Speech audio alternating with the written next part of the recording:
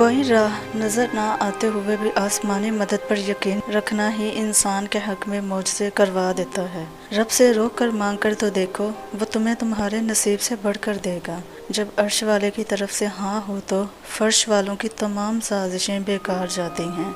और हो सकता है आप सितारों पर नज़र जमाए बैठे हों और अल्लाह ने आपके लिए चांद चुन रखा हो। अल्लाह राज़ी हो जाए तो वो काम भी होता है जो दुनिया की नज़र में कभी होने वाला नहीं होता।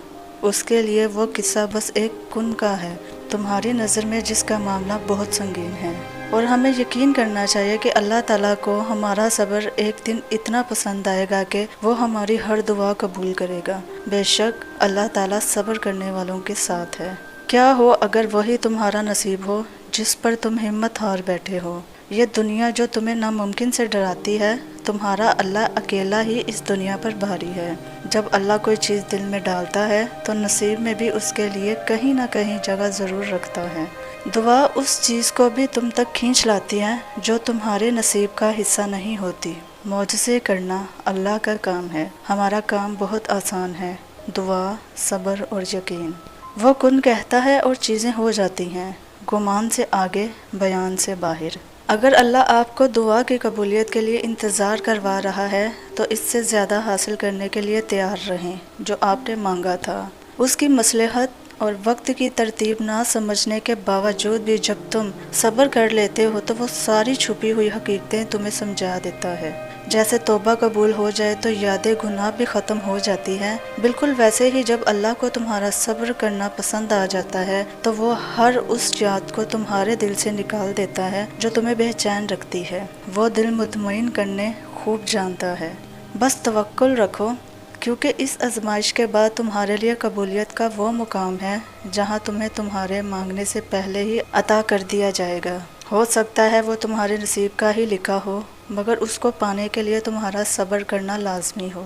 हज़रत मूसा अलैहिस्सलाम की तरह अल्लाह रास्ते उनके लिए बनाता है जो अल्लाह पर तवक्कुल करके आजमाइशों के समुंदर पर सब्र से चलते हैं।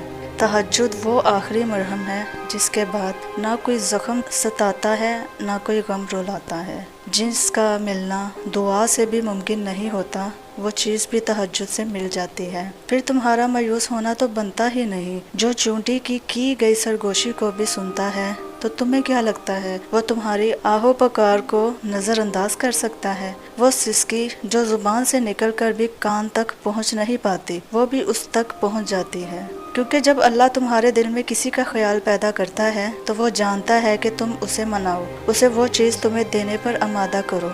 बार बार उसे पुकारो, बार बार झोली फैलाओ ताकि वो कुन फरमा सके और तुम्हारी फरमाइश पूरी कर सके। तुम्हारा नसीब तुम्हें बस उन रास्तों तक लाता है जो अल्लाह ने तुम्हारे लिए लिख दिए हैं, मगर तुम्हें मिलता वही है जिसके लिए तुम दुआ करते हो। इसके रूबरू बहाए गए हर एक अश्क को वो तुम्हारे लिए मौजज़ा बना देगा।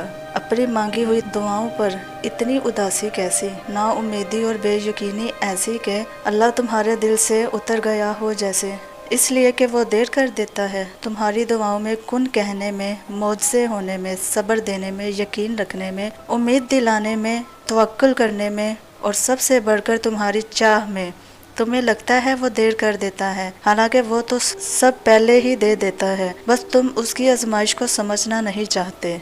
परेशान ज़रूर हूँ मेरे मालिक, लेकिन तेरी रहमत से नाउम्मीद नहीं हूँ। टूटने के बाद जो तुम में हिम्मत आती है ना, दरअसल अल्लाह तुम्हें थाम चुका होता है।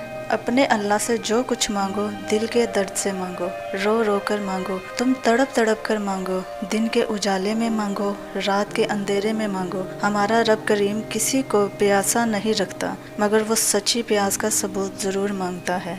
तसव्वुर तो फिर तसव्वुर है, रब के एक इशारे पर तो हकीकतें बदल जाती हैं। बेशक बार बार दिल में एक ही दुआ का ख्याल इत्तफाक थोड़ी हो सकता है।